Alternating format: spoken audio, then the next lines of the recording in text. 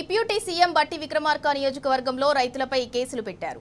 పంట కొనుగోలు చేయాలని ఆందోళనకు దిగినందుకు ముగ్గురు రైతులపై పోలీసులు కేసు నమోదు చేశారు. కల్లాల్లో కాంటాలు వేసిన మొక్కజొన్న బస్తాలను 55 రోజులు దాటినా ఇంకా తరలించడం లేదని ఆరోపిస్తూ రైతులు ఈ నెల 22న చింతకాని సొసైటీ కార్యాలయ గేటుకు తాళాలు వేసి ఆందోళన చేపట్టారు. కల్లాల్లో కాంటాలు వేసి 55 దాటినా బస్తాలను ఇంకా తరలించడం లేదని కొందరు అధికార పార్టీకి చెందిన వ్యక్తులకు కొమ్ము కాస్తూ వారు చెప్పిన వారికే లారీలను పంపిస్తున్నారని ఆరోపించారు. ట్రక్ షీట్లు ఇవ్వకుండా మిగిలిన రైతులను సొసైటీ కార్యాలయం చుట్టూ తిప్పుకుంటూ ఇబ్బందులకు గురి చేస్తున్నారని ఆవేదన వ్యక్తం చేశారు. కాంటాలు వేసి ఇన్ని రోజులుగా ఇబ్బంది పడుతున్నా ఇటు ప్రభుత్వం అటు అధికారులు ఏ మాత్రం పట్టించుకోవటం లేదని మండిపడ్డారు. వాతావరణ పరిస్థితులు చూస్తుంటే ఎప్పుడు వర్షం వస్తుందో తెలియటం లేదని వెంటనే ప్రభుత్వం స్పందించి సరుకును తరలించేందుకు లారీలను పంపించే విధంగా చర్యలు చేపట్టాలని రైతులు డిమాండ్ చేశారు. అయితే మొక్కజొన్న పంట కొనుగోలు చేసి తరలించి రైతులకు న్యాయం చేయాల్సిన ప్రభుత్వం దాన్ని విస్మరించింది. ఉల్టా రైతులపైనే కేసు పెట్టింది. అధికారుల విధులకు ఆటంకం కలిగించారని పొనుగోటి రత్నాకర్, సీతయ్య, ఆకుల చంద్రయ్య అనే రైతులపై కేసు నమోదు చేశారు.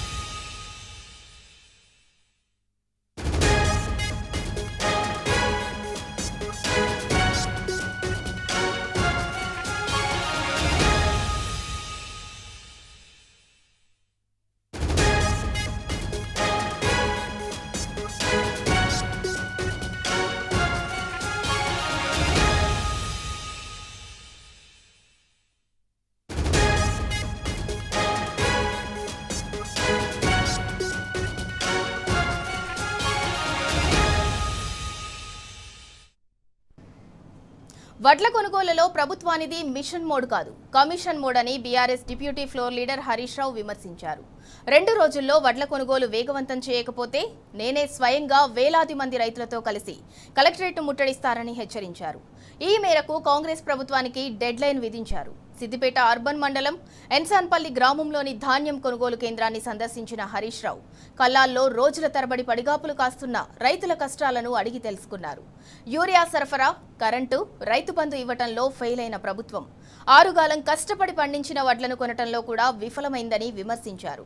గతంలో కేసీఆర్ ముఖ్యమంత్రిగా ఉన్నప్పుడే కాదు, ఉమ్మడి రాష్ట్రంలో వైఎస్ఆర్, రోషయ్య, కిరణ్ కుమార్ రెడ్డి ఇలా ఏ ముఖ్యమంత్రి ఉన్నా కూడా రైతులకు ఇంత బాధ, కష్టం ఎన్నడూ రాలేదని హరీష్ రావు తెలిపారు. రాష్ట్రంలో 1,40,00,000 టన్నుల దిగుబడి వస్తుంటే నిన్నటిదాకా 90 లక్షల మెట్రిక్ టన్నుల వడ్లు కొంటామని చెప్పిన మంత్రి ఉత్తమ్ కుమార్ రెడ్డి ఇవాళ 70 లక్షల టన్నులే కొంటామంటున్నారని పేర్కొన్నారు. అంటే మిగతా 70 లక్షల టన్నులు రైతులు దళారులకు అమ్ముకుని నష్టపోవాలా అని ప్రశ్నించారు.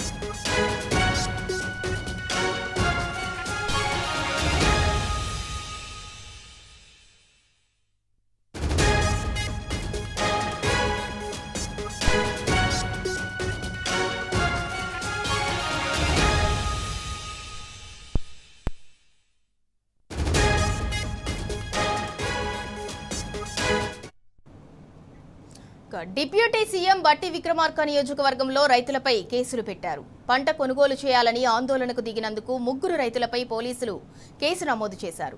కల్లాల్లో కాంటాలు వేసిన మొక్కజొన్న బస్తాలను 55 రోజులు దాటినా ఇంకా తరలించడం లేదని ఆరోపిస్తూ రైతులు ఈ నెల 22న చింతకాని సొసైటీ కార్యాలయ గేటుకు తాళాలు వేసి ఆందోళన చేపట్టారు. కల్లాల్లో కాంటాలు వేసి 55 దాటినా బస్తాలను ఇంకా తరలించడం లేదని కొందరు అధికారులు అధికార పార్టీకి చెందిన వ్యక్తులకు కొమ్ము కాస్తూ వారు చెప్పిన వారికే లారీలను పంపిస్తున్నారని ఆరోపించారు. ట్రక్ షీట్లు ఇవ్వకుండా మిగిలిన రైతులను సొసైటీ కార్యాలయం చుట్టూ తిప్పించుకుంటూ ఇబ్బందులకు గురి చేస్తున్నారని ఆవేదన వ్యక్తం చేశారు. కాంటాలు వేసి ఇన్ని రోజులుగా ఇబ్బంది పడుతున్నా ఇటు ప్రభుత్వం అటు అధికారులు ఏమాత్రం పట్టించుకోవటం లేదని మండిపడ్డారు. వాతావరణ పరిస్థితులు చూస్తుంటే ఎప్పుడు వర్షం వస్తుందో తెలియటం లేదని వెంటనే ప్రభుత్వం స్పందించి సరుకును తరలించేందుకు లారీలను పంపించే విధంగా చర్యలు చేపట్టాలని రైతులు డిమాండ్ చేశారు. అయితే మొక్కజొన్న పంట కొనుగోలు చేసి తరలించి రైతులకు న్యాయం చేయాల్సిన ప్రభుత్వం దాన్ని విస్మరించింది. ఉల్టా రైతులపైనే కేసు పెట్టింది. అధికారుల విధులకు ఆటంకం కలిగించారని పొనుగోటి రత్నాకర్, సీతయ్య, ఆకుల చంద్రయ్య అనే రైతులపై కేసు నమోదు చేశారు. ఇక ఇదే అంశానికి సంబంధించి మరింత సమాచారం మా ప్రతినిధి సాంబశివరావు అందిస్తారు. సాంబశివరావు, డిప్యూటీ సీఎం బట్టి విక్రమార్క నియోజకవర్గంలో అయితే పంట కొనుగోలు చేయాలని ఆందోళనకు దిగిన రైతులపై అయితే 3పై కేసు నమోదు చేశారు. దానికి సంబంధించి పూర్తి డీటెయిల్స్ ఏంటి?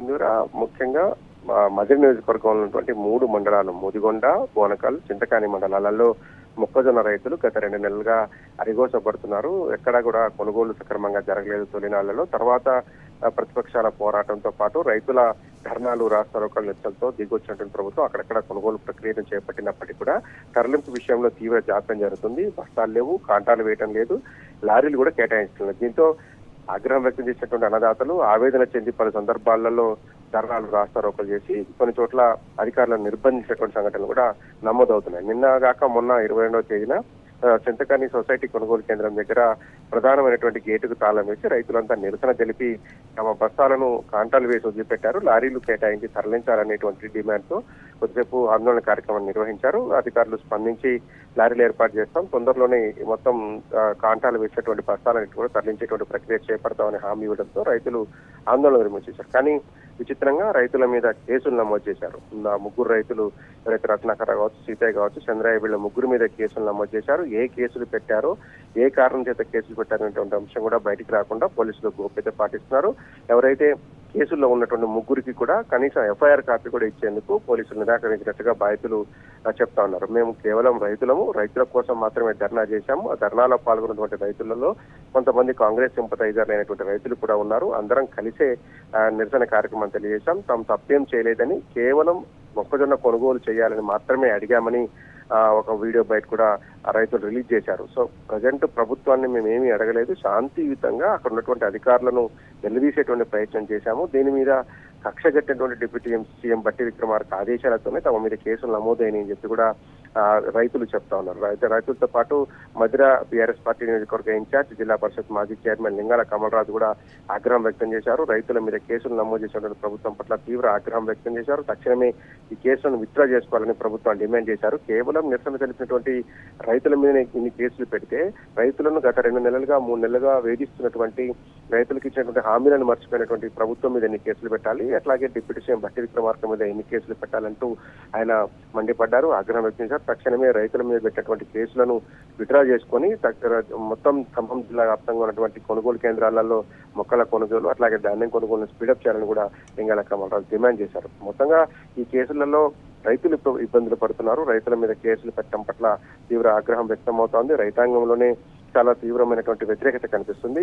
మొక్కజొన్నలు కొనుగోలు చేయండి, వరెట్లు కొనుగోలు చేయండి, కొనుగోలు చేసినటువంటి వాటిని తరలించండి, లేదంటే అక్కడ గోదాముల్లో దింపుకునే విధంగా చర్యలు చేపట్టండి అని శాంతియుతంగా అడిగిన పాపానికి కేసులు పెట్టడం ఏంటి అని చెప్పేసి రైతులు ఆగ్రహం వ్యక్తం చేస్తున్నారు. పలు రైతు సంఘాలు కూడా దీని మీద తీవ్ర ఆగ్రహం వ్యక్తం చేస్తున్నాయి. ప్రభుత్వం తక్షణమే దిగి వచ్చి ఆ రైతుల మీద పెట్టినటువంటి కేసులను ఉపసంహరించుకోవాలని డిమాండ్ చేస్తున్నారు. Sindhura, right, thank you Samba. మొత్తానికి డిప్యూటీ సీఎం బట్టి విక్రమార్క నియోజకవర్గంలో అయితే కాంగ్రెస్ సర్కార్ అరాచకాలు సృష్టిస్తోంది. పంట కొనుగోలు చేయాలని ఆందోళనకు దిగిన రైతులపై అయితే 3 రైతులపై అయితే అక్రమంగా కేసులు బనాయించారు.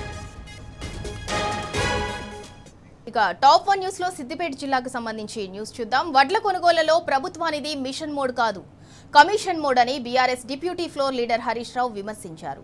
2 రోజుల్లో వడ్ల కొనుగోలు వేగవంతం చేయకపోతే నేనే స్వయంగా వేలాది మంది రైతులతో కలిసి కలెక్టరేట్ను ముట్టడిస్తానని హెచ్చరించారు. ఈ మేరకు కాంగ్రెస్ ప్రభుత్వానికి డెడ్లైన్ విధించారు. సిద్దిపేట అర్బన్ మండలం ఎన్సాన్పల్లి గ్రామంలోని ధాన్యం కొనుగోలు కేంద్రాన్ని సందర్శించిన హరీష్ రావు కల్లాల్లో రోజుల తరబడి పడిగాపులు కాస్తున్న రైతుల కష్టాలను అడిగి తెలుసుకున్నారు. యూరియా సరఫరా, కరెంటు, రైతు బంధు ఇవ్వటంలో ఫెయిల్ అయిన ప్రభుత్వం ఆరుగాలం కష్టపడి పండించిన వడ్లను కొనటంలో కూడా విఫలమైందని విమర్శించారు. గతంలో కేసీఆర్ ముఖ్యమంత్రిగా ఉన్నప్పుడే కాదు, ఉమ్మడి రాష్ట్రంలో వైఎస్ఆర్, రోషయ్య, కిరణ్ కుమార్ రెడ్డి ఇలా ఏ ముఖ్యమంత్రి ఉన్నా కూడా రైతులకు ఇంత బాధ, కష్టం ఎన్నడూ రాలేదని హరీష్ రావు తెలిపారు. రాష్ట్రంలో 1,40,00,000 టన్నుల దిగుబడి వస్తుంటే నిన్నటిదాకా 90 లక్షల మెట్రిక్ టన్నుల వడ్లు కొంటామని చెప్పిన మంత్రి ఉత్తమ్ కుమార్ రెడ్డి ఇవాళ 70 లక్షల టన్నులే కొంటామంటున్నారని పేర్కొన్నారు. అంటే మిగతా 70 లక్షల టన్నులు రైతులు దళారులకు అమ్ముకుని నష్టపోవాలా అని ప్రశ్నించారు. ఇక ఇదే అంశానికి సంబంధించి మరింత సమాచారం మా ప్రతినిధి రంగాచారి అందిస్తారు. Rangachari, BRS deputy floor leader Harish Rao Congress ప్రభుత్వానికి అయితే డెడ్ లైన్ విధించారు. దానికి సంబంధించి పూర్తి డీటెయిల్స్ ఏంటి? ప్రభుత్వం ధాన్యం కొనుగోలు విషయంలో చెప్తున్నటువంటి మోసపూరిత చర్యలు పూర్తిగా బహిర్గతమవుతున్న కనిపిస్తుంది. ఈ రోజు అదే విషయానికి సంబంధించి ఇక్కడ మాజీ మంత్రి హరీష్ రావు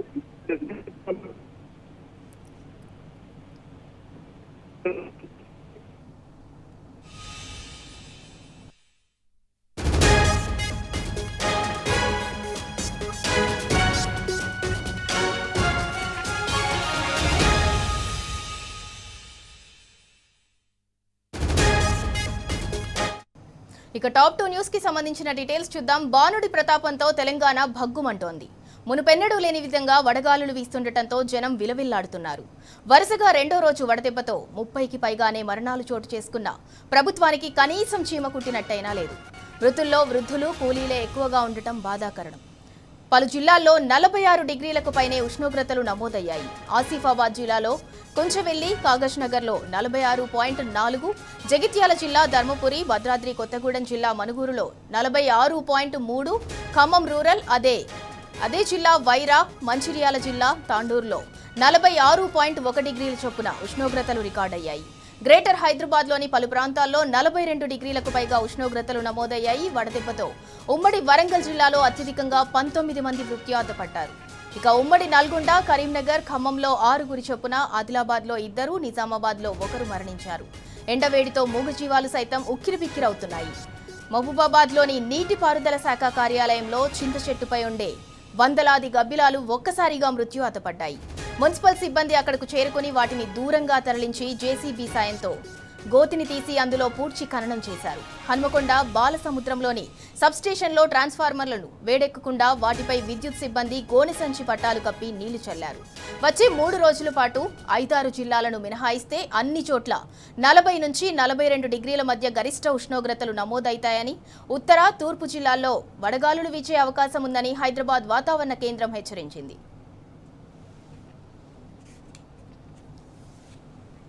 ఇక ఇదే అంశానికి సంబంధించి మరింత సమాచారం మా ప్రతినిధి అరవింద్ అందిస్తారు. అరవింద్, తెలంగాణ వ్యాప్తంగా అయితే బాణుడు నిప్పుల వర్షం కురిపిస్తున్నాడు. దాదాపు అన్ని జిల్లాల్లో 46 డిగ్రీలకు పైగా ఎండలు తీవ్రత అయితే నమోదవుతోంది. అలాగే వడదెబ్బకు కూడా 30కి పైగా జనం అయితే మృత్యువాత పడ్డారు. మరి ప్రభుత్వంలో అయితే ఎలాంటి చలనం లేదు, ఎలాంటి ప్రణాళిక లేదు, ఎలాంటి వాళ్ళకి ఫెసిలిటీస్ ఏర్పాటు చేయడం కావచ్చు, చలివేంద్రాలు ఏర్పాటు చేయడం కావచ్చు, ఇలాంటి వాటన్నిటిలో ప్రభుత్వం అయితే విఫలమైంది అని అనుకోవచ్చా?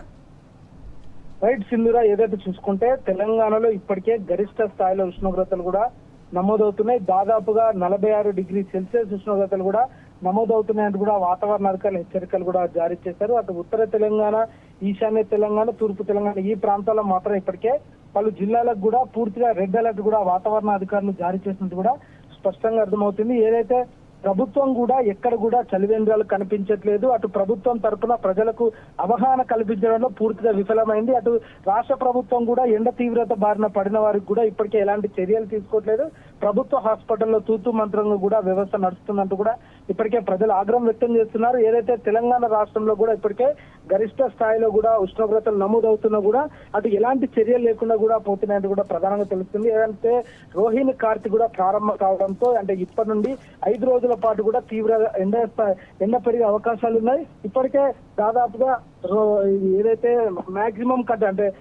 మాక్సిమం కంటే దాదాపు 10 డిగ్రీ సెల్సియస్ ఉష్ణోగ్రతలు కూడా పెరుగుతున్నాయంటూ కూడా ఇప్పటికే వాతావరణ అధికారులు హెచ్చరికలు కూడా జారీ చేశారు. ప్రధానంగా చూసుకుంటే ఉమ్మడి ఆదిలాబాద్ జిల్లా, ఆసిఫాబాద్, జగిత్యాల, మంచిర్యాల, భద్రాద్రి కొత్తగూడెం, పెద్దపల్లి, కరీంనగర్ ఈ ప్రాంతాల్లో కూడా ఇప్పటికే తీవ్ర తెగివీరంగా ఎండ నమోదవుతుంది. దీని కారణంగా కూడా ప్రజలు ఎక్కువ అల్లాడిపోతున్నారు, ఉక్కిరి బిక్కిరి అవుతున్నారు. మధ్యాహ్న సమయంలో కూడా బయటికి రావాలంటే బెంబేలెత్తిపోయే పరిస్థితి కూడా కనిపిస్తుంది. సూర్యుడు ప్రతాపానికి పిట్టల్లాగా మాడిపోతున్న జనాలు అది ఏదైతే ఉదయం సమయం కానీ అటు ఏదైతే 11 గంటల నుంచి మొదలు చూసుకుంటే సాయంత్రం 4 గంటల వరకు కూడా విపరీతమైన ఎండ తీవ్రత కొనసాగుతుంది. ప్రజలు అప్రమత్తంగా ఉండాలని అటు వాతావరణ శాఖ అధికారి తెలియజేస్తున్నారు. దీనికి తోడు కూడా రాష్ట్ర ప్రభుత్వానికి పలుమార్లు కూడా నోటీసులు జారీ చేసినా అంటే ఎండ తీవ్రత ఎక్కువగా ఉంటుంది, ప్రజలను అప్రమత్తం చేయండి, పలు కలెక్టర్లకు హెచ్చరికలు జారీ చేయండి. జిల్లాలో కూడా దాదాపు 45కు పైగా డిగ్రీ సెల్సియస్ ఉష్ణోగ్రతలు కూడా నమోదవుతున్నాయి. దీన్ని కూడా దృష్టిలో పెట్టుకొని ప్రజలకు అవగాహన కల్పించండి. ప్రతి ఒక్క దగ్గర బస్ స్టాప్ల దగ్గర కానీ మెయిన్ సెంటర్ లో కూడా చలివేంద్రాలు ఏర్పాటు చేయాలి. దానివల్ల కూడా ఇబ్బంది పడుకుని ఉంటారు ప్రజలు, ఎండ తీవ్రత బారిన పడుకుని ఉంటారంటూ కూడా అటు అప్పటికే చెప్పినా కూడా ప్రభుత్వం ఎలాంటి చర్యలు తీసుకోవట్లేదు, కేవలం తూతు మంత్రంగా చేస్తుందన్నట్టు కూడా ప్రధానంగా తెలుస్తుంది. మరో విధంగా చూసుకుంటే ఏదైతే అంటే పబ్లిక్ పాలసీ ఎక్స్పర్ట్స్ ఉన్నారో వాళ్ళు కూడా రాష్ట్ర ప్రభుత్వానికి సూచనలు ఇస్తూ అలర్ట్ చేస్తున్నారంటే 10 దినాలు మార్చాలంటే రోహిణి కార్తీ ప్రారంభమైంది కాబట్టి ఈ వారం రోజులు కూడా ఎండ తీవ్రత మరింత ఎక్కువగా ఉంటుంది. దీనివల్ల కూడా ప్రజలు ఎక్కువ ఎండ దెబ్బ బారిన పడి చనిపోయే అవకాశాలు ఉంటారు. ఆ విపరీతంగా గరిష్ట స్థాయిలో ఉష్ణోగ్రతలు నమోదవుతాయి. కాబట్టి 10 దినాలు మార్చాలి. ఏదైతే మధ్యాహ్నం అంటే ఉదయం 11 గంటల నుంచి సాయంత్రం 4 గంటల వరకు ఉన్నదో దాన్ని కొంచెం మార్చి సాయంత్రం 4 గంటల నుంచి రాత్రి 12 గంటల వరకు పెట్టుకుంటే లేకపోతే 11 గంటల వరకు పెట్టుకుంటే కూడా బాగుంటుంది. దీనికి భవన కార్మికులు కానీ ఏదైతే ఫీల్డ్ వర్క్ కానీ వాళ్ళు ఎక్కువ ఇబ్బంది అయ్యే అవకాశాలు ఉంటారు. సో వారికి కూడా మజ్జిగ నీరు కానీ కొబ్బరి నీళ్లు కానీ ORS కానీ ఇలాంటివి అందిస్తే ఎండబారిన పడకుండా ఉంటారు. ముఖ్యంగా నగరంలో తిరిగే ఆటో కార్మికులకు కూడా వారికి కూడా ఎక్కువ హీట్ వేవ్ ఉండే అవకాశాలున్నాయి. వారు కూడా ఎండను దృష్టిలో ఉంచుకొని చల్లటి వాతావరణ సమయంలో కూడా వాళ్ళు ఆటోలు నడుపుకోవాలి. లేకపోతే మధ్యాహ్న సమయంలో కూడా ఎండ తీవ్రత ఎక్కువై కూడా బెంబేలెత్తిపోయే పరిస్థితి కనిపించింది. మరొక విధంగా తెలంగాణ రాష్ట్రంలో మాత్రం ఇప్పటికే ప్రభుత్వం తరఫున చేయాల్సిన చర్యలు మాత్రం శూన్యం అని కూడా చెప్పొచ్చు. కనీసం పబ్లిక్ కి కూడా ఎలాంటి అవగాహన కల్పిస్తలేరు, ఎండ తీవ్రతపై కూడా ఎలాంటి అవగాహన కల్పిస్తలేరు. అక్కడ చలివేంద్రాలు కూడా కంటికి కనపడని పరిస్థితి కూడా కనిపిస్తుంది. అటు ట్రాఫిక్ సిగ్నల్స్ దగ్గర ఎండ తీవ్రతకు ఇప్పటికే పిట్టలాగా మారిపోతున్న జనాలకు కూడా అక్కడ కూడా దాదాపుగా 1 నిమిషం పాటు సిగ్నల్ వేస్తే బాగుంటుంది. కానీ 3-4 నిమిషాల వరకు వాహనదారులు వేచి చేయాలంటే వారికి కూడా ఎక్కువ హీట్ స్ట్రోక్ తగిలే అవకాశం ఉన్నది. ఇప్పటికే దాదాపుగా హైదరాబాద్ లో అటు తెలంగాణ రాష్ట్ర వ్యాప్తంగా మొత్తం దాదాపుగా 30 మంది హీట్ స్ట్రోక్ బారిన పడినట్టు కూడా ఇప్పటికే అధికారులు తెలియజేశారు.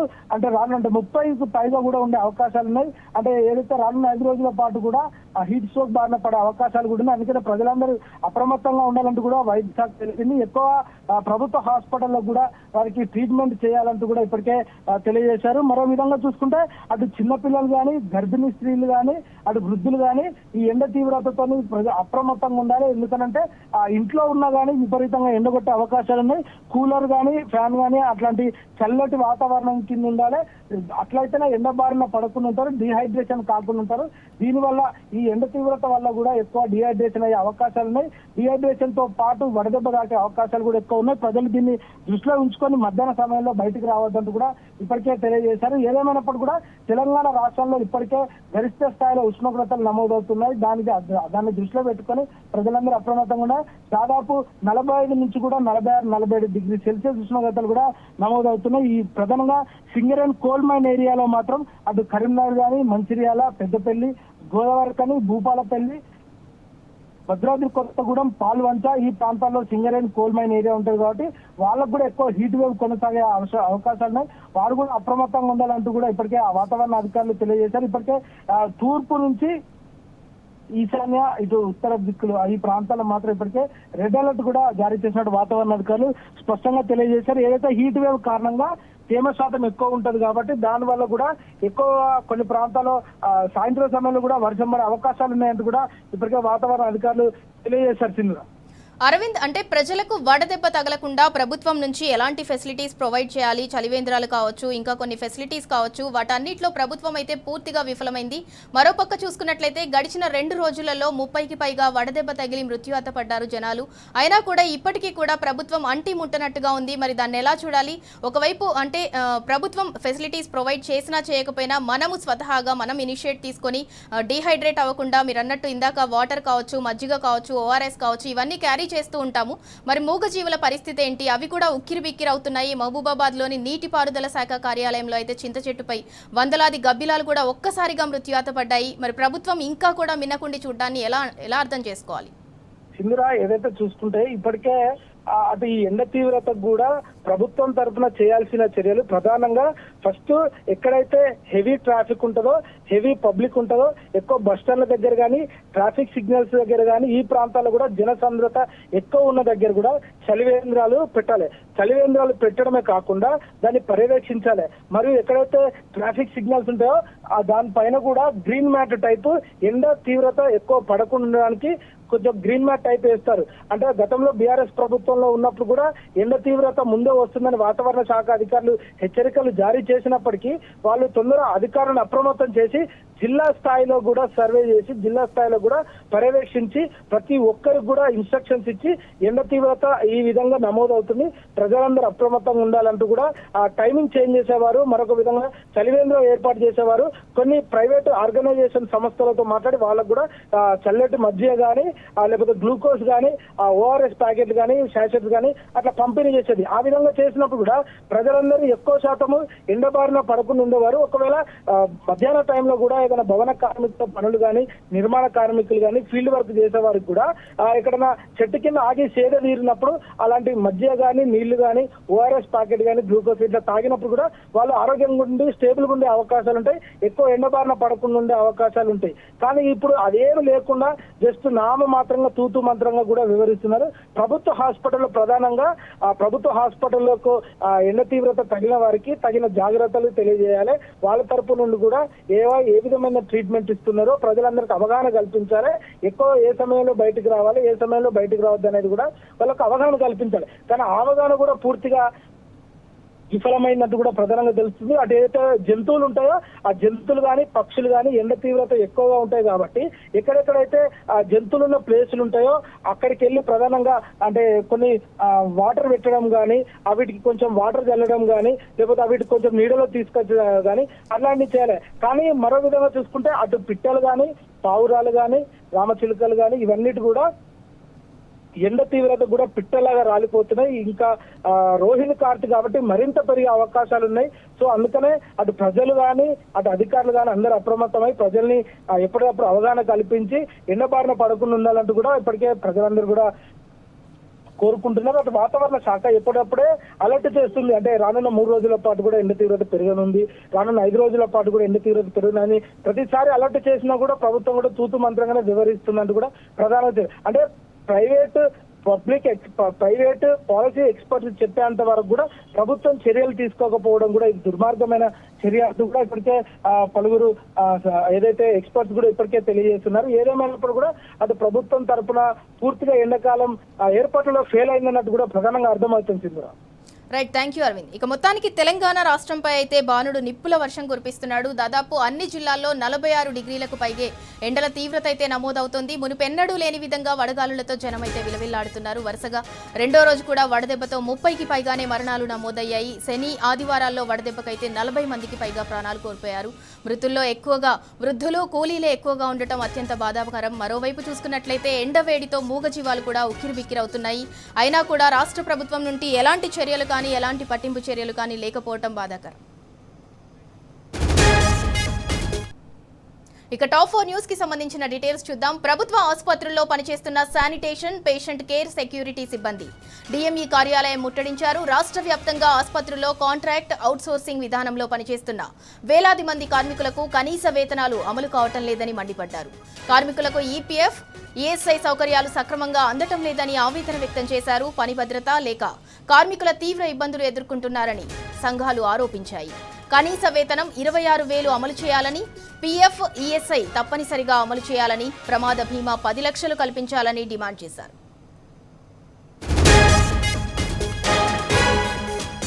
ఇక ఇదే అంశానికి సంబంధించి మరింత సమాచారం మా ప్రతినిధి అరవింద్ అందిస్తారు. అరవింద్, ప్రభుత్వ ఆసుపత్రుల్లో పనిచేస్తున్న శానిటేషన్, పేషెంట్ కేర్, సెక్యూరిటీ సిబ్బంది అయితే డిఎంఈ కార్యాలయాన్ని ముట్టడించారు. కాంట్రాక్ట్ అవుట్సోర్సింగ్ విధానంలో పనిచేస్తున్న వేలాది మంది కార్మికులకైతే కనీస వేతనాలు అమలు కావటం లేదని వారైతే మండిపడుతున్నారు. దానికి సంబంధించి అప్డేట్ ఏంటి? సింధూరా, ఏదైతే చూసుకుంటే తెలంగాణ రాష్ట్రంలో ఇప్పటికే వైద్య వ్యవస్థ కుప్పకూలిందంటూ కూడా ఇప్పటికే ప్రధానంగా అర్థమవుతుంది. అదే విధంగా ఏదైతే శానిటేషన్ అండ్ పేషెంట్ కేర్ సిబ్బందికి కనీస వేతనాలు ఇవ్వక ఇప్పటికి 4 నెలల నుండి కూడా కనీస వేతనాలు కూడా లేవు. అదే విధంగా వారికి ఏదైతే వాళ్ళు ప్రాణాలు పణంగా పెట్టి చేస్తున్నా కూడా ఎలాంటి జీతం రావట్లేదు, ఎలాంటి కనీస వేతనం లేదంటూ కూడా ఆవేదన వ్యక్తం చేస్తున్నారు. ప్రధానంగా ఏదైతే ఈ రోజు కోటిలోని డిఎంఈ కార్యాలయం వద్దకు పెద్ద ఎత్తున కూడా sanitation and patient sanitation care సిబ్బంది కూడా మహాధరణ నిర్వహించారు. దీనిలో భాగంగా వారికి కనీస వేతనం 26,000 పెంచాలంటూ కూడా వాళ్ళు డిమాండ్ చేస్తున్నారు. ప్రధానంగా S medical and health association ఆధ్వర్యంలో కూడా పెద్ద ఎత్తున నిరసన కార్యక్రమం జరిగింది. ప్రమాద బీమా దాదాపుగా 10 లక్షలు కల్పించాలంటూ కూడా వాళ్ళు డిమాండ్ చేస్తున్నారు. అటు రాష్ట్ర వ్యాప్తంగా ప్రభుత్వ హాస్పిటల్లో పనిచేస్తున్న దాదాపు 10,000 మందికి కూడా ఇప్పటికే జీతాలు లేక అస్తవ్యస్తంగా అవుతుంది. కుటుంబ పోషణ కూడా ఇప్పటికే భారంగా మారిందంటూ కూడా ఆవేదన వ్యక్తం చేస్తున్నారు. అటు మరో ప్రధానంగా 26,000 కనీస వేతనం కల్పించాలి, ప్రమాద బీమా శాతగా 10 లక్షలు ఇవ్వాలంటూ కూడా డిమాండ్ చేస్తున్నారు. అటు ఇప్పటికే గతంలో కూడా డిఎంఈ కార్యాలయం కానీ, సూపరింటెండెంట్లకు కానీ, ఆర్ఎంఓలకు కానీ ఇప్పటికే అనేక సార్లు మొరపెట్టుకున్నా కూడా ఎలాంటి చర్యలు కూడా తీసుకోలేదు. అటు కేంద్ర రాష్ట్ర ప్రభుత్వానికి చెప్పినా కూడా ఎలాంటి సమస్య కూడా పరిష్కరించలేదంటూ కూడా ఆవేదన వ్యక్తం చేస్తున్నారు. దాదాపుగా 17,800 మంది కార్మికుల హాస్పిటల్లో పనిచేస్తున్నారు. వాళ్ళందరి జీవితాలు రోడ్డు పాలు చేస్తుంది ప్రభుత్వం అంటూ కూడా ఆవేదన వ్యక్తం చేస్తున్నారు. ఈ 17,800 మందికి కాంట్రాక్టులు కానీ ఏజెన్సీ ద్వారా జీతాలు ఇస్తున్నారు. అవి వెంటనే రద్దు చేసి ప్రభుత్వం తరఫున కూడా జీతాలు ఇవ్వాలంటూ కూడా డిమాండ్ చేస్తున్నారు. కోటిలోని ఇవాళ డిఎంఈ కార్యాలయం దగ్గర కూడా దాదాపుగా 200 మంది సంఖ్యతో కూడా పెద్ద ఎత్తున ధర్నా నిర్వహించారు. అటు ఏదైతే వాళ్ళ ప్రాణాలు పణంగా పెట్టి కూడా కోవిడ్ టైంలో సేవలు చేసినాము, కాంగ్రెస్ ప్రభుత్వం వచ్చినాక కూడా ఒక్కసారి కూడా జీతం పెరగలేదు, అదే విధంగా జీతం కూడా టైంకి ఇవ్వలేదంటూ కూడా ఆవేదన వ్యక్తం చేస్తున్నారు. అటు కార్మికులు ఏదైతే వారికి అంటే వారు దాదాపుగా గతంలో కూడా ప్రతి ఒక్క డిఎంఈ దగ్గర నుండి మొదలు చూసుకుంటే సూపరింటెండెంట్ వరకు కూడా ప్రతి ఒక్కరికి కూడా మెమరాండం ఇచ్చినా కూడా జస్ట్ కాగితాలకే పరిమితం అవుతుంది కానీ ఎలాంటి చర్యలు కూడా చేపడతలేదంటూ కూడా ఇప్పటికే ఆవేదన వ్యక్తం చేస్తున్నారు. ఏదైతే యూనియన్లు కూడా అంటే వారికి సంబంధించిన యూనియన్లకు కూడా ఫోన్లు చేసి బెదిరిస్తున్నారు. ఎవరైనా హైదరాబాద్ ధర్నాకి వెళ్తే మాత్రం వాళ్ళని తప్పకుండా సస్పెండ్ చేస్తామంటూ కూడా ఇప్పటికే తెలియజేస్తున్నారు. అటు ఆరోగ్య భద్రత లేదు, అటు ఉద్యోగ భద్రత లేదంటూ కూడా ఆవేదన వ్యక్తం చేస్తున్నారు. ప్రధానంగా వీరికి గ్రీన్ ఛానల్ ద్వారా ఐడి కార్డులు చెల్లించాలి, గ్రీన్ ఛానల్ ద్వారా ఈఎస్ఐ, పిఎఫ్ కూడా ఇవ్వాలి. ఏదైతే ఈఎస్ఐ కట్టాల్సిన డబ్బులు కూడా అటు ప్రభుత్వమే భరించి కట్టాలంటూ కూడా వాళ్ళు ఆవేదన వ్యక్తం చేస్తున్నారు. అటు మరో విధంగా వాళ్ళకి ఎలాంటి గుర్తింపు కార్డు, ఐడి కార్డు కూడా ప్రభుత్వ హాస్పిటల్ నుండి లేదు. ఫస్ట్ ప్రభుత్వ హాస్పిటల్ నుండి గ్రీన్ ఛానల్ ద్వారా కూడా మాకు ఐడి కార్డు ఇప్పియాలంటూ కూడా వాళ్ళు ఇప్పటికే తెలియజేశారు. ప్రస్తుత సమయంలో కూడా సెలవులు ప్రభుత్వ ఉద్యోగికి కల్పించినట్టు కూడా కాంట్రాక్ట్ అవుట్సోర్సింగ్ ఉద్యోగులకు కూడా కల్పించాలంటూ కూడా వాళ్ళు డిమాండ్ చేస్తున్నారు. ఏదైతే సమాన పనికి సమాన వేతనం అన్నట్టు కూడా వారికి జీతాలు చెల్లించాలంటూ కూడా ఆవేదన వ్యక్తం చేస్తున్నారు. ఏదేమైనప్పటికీ కూడా రాష్ట్ర ప్రభుత్వం త్వరితగతిన వాళ్ళ సమస్యలు పరిష్కరించాలంటూ కూడా ఆవేదన వ్యక్తం చేస్తున్నారు. Right, thank you Aravind. ఇక మొత్తానికి కోటిలోని డిఎంఈ కార్యాలయాన్ని అయితే శానిటేషన్, పేషెంట్ కేర్, సెక్యూరిటీ సిబ్బంది అయితే ముట్టడించారు. రాష్ట్ర వ్యాప్తంగా ఆసుపత్రుల్లో కాంట్రాక్ట్ అవుట్సోర్సింగ్ విధానంలో పనిచేస్తున్న కార్మికులకైతే కనీస వేతనం 26,000గా అమలు చేయాలి, అలాగే పీఎఫ్, ఈఎస్ఐ కూడా తప్పనిసరిగా మాకు ఇవ్వాలి, ప్రమాద బీమా 10 లక్షలు కల్పించాలని అయితే వారైతే డిమాండ్ చేశారు.